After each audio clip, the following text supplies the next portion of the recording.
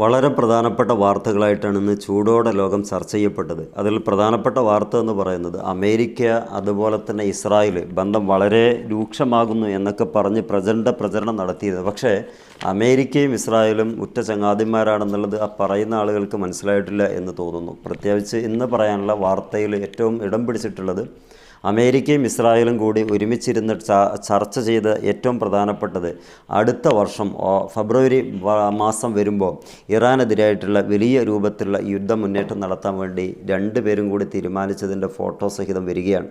അതിലവർ പറയുന്നത് എത്രത്തോളം Israel Iran ഈ ബന്ധത്തെ വീക്ഷിക്കുകയാണെന്നും അത് യഥാവിധി പരിഹരിക്കാൻ പറ്റുന്നില്ല എങ്കിൽ യുദ്ധതന്ത്രപരമായിട്ട് സൈനിക നീക്കം നടത്തേണ്ടി വരുമെന്നുള്ളത് ഒരു നിരീക്ഷണമായിട്ടാണ് ട്രംപ് പറഞ്ഞു വെക്കുന്നത്.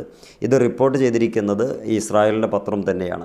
അപ്പോൾ അതിൽ നിന്ന് വ്യക്തമായിട്ട് മനസ്സിലാക്കാൻ പറ്റും ഒരു സമയത്തിന് വേണ്ടി കാത്തിരിക്കുന്ന കഴുകന്മാരാണ് ഇസ്രായേലും അമേരിക്കയും അവരുടെ ഭരണാധിപന്മാരും അവരുടെ സൈനികരും അവരുടെ തീവ്ര വലതുപക്ഷ പാർട്ടിക്കാരും.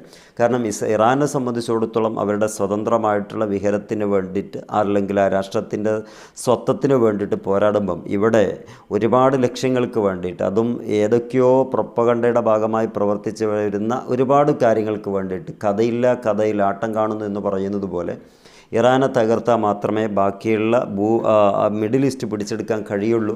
അല്ല എങ്കിൽ എപ്പോഴെങ്കിലും മാറിയാൽ ഇറാൻ നമുക്കെതിരെ തിരിയാൻ സാധ്യതയുണ്ട്. അതുകൊണ്ട് ആദ്യം തന്നെ ഇറാനെ തകർക്കുക എന്ന ഉദ്ദേശമാണ് അമേരിക്കയ്ക്കും അതുപോലെ തന്നെ ഇസ്രായേലിനും ഉള്ളത്. അതുകൊണ്ടാണ് ഇത്രമേൽ പ്രഹരശേഷിയുള്ള ബങ്കർ ബ്ലസ്റ്റർ ഈ ബോംബ് വരെ കൊണ്ടുപോയിട്ടതും അവിടെ അറ്റോമിക് സംവിധാനങ്ങളൊക്കെ യുറേനിയം സമ്പുഷ്ടീകരണ സംവിധാനങ്ങളൊക്കെ നാശമാക്കുകയും ഒക്കെ ചെയ്യാൻ ആഗ്രഹിച്ചത്. പക്ഷേ അതിലേക്ക് തള്ളിക്കൊണ്ട് തന്നെ വൈറ്റ് ഹൗസിൽ അല്ലെങ്കിൽ പെൻകളിലെ ആളുകൾ തന്നെ പറഞ്ഞു പോയിട്ടിട്ടത് കൊണ്ട് വലിയ കാര്യമൊന്നും കിട്ടിയിട്ടില്ല, അത് എഫക്റ്റ് ചെയ്തിട്ടില്ല.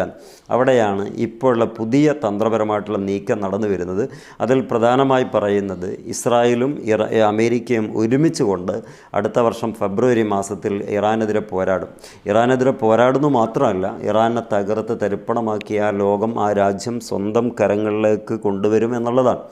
എത്രത്തോളം വിജയിക്കുമെന്ന് നോക്കുമ്പോൾ എത്ര കണ്ട് വിജയിച്ചാലും അമേരിക്ക ഇസ്രായേൽ ബന്ധത്തിൽ ഒരു വിള്ളൽ വരാനുള്ള സാധ്യതയില്ല.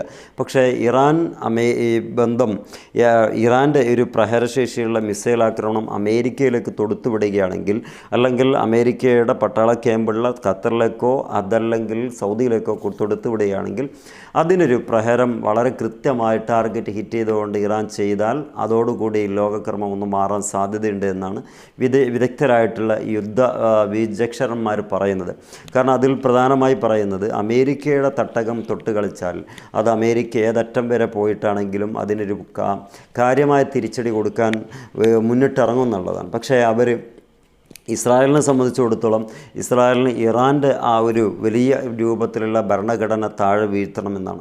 അത് രണ്ട് ടാർഗറ്റുകളാണുള്ളത്. ഒന്ന് അമേരിക്കയ്ക്ക് ആ രാജ്യം പിടിച്ച് അടക്കുക, ധാതുലവണങ്ങൾ അല്ലെങ്കിൽ അവിടുത്തെ എല്ലാ സംവിധാനങ്ങളും പിടിച്ചെടുക്കുക എന്നുള്ളത്.